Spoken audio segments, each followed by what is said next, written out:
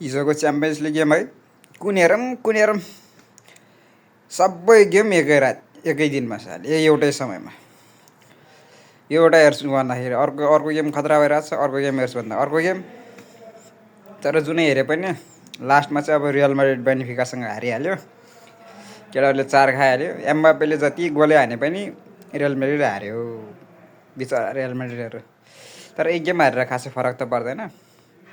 तर के चाहिँ भनेपछि नि रियल मैड्रिडका फ्यानहरू चाहिँ अलिकति त्यो फेसबुकमा चाहिँ पहिला चाहिँ अलिक कम बोल्ने गर क्या। तिमीहरू जुन दिन आशै गर्दैनौ, जुन दिन बोल्दैनौ, त्यो दिन चाहिँ रियल मैड्रिडले धोबिदिन्छ।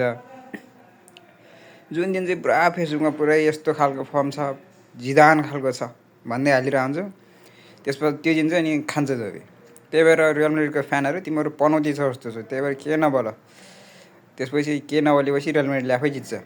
त्यो बढी बोल्न थाल्यो भने हारे गर्छ रियल मैड्रिड।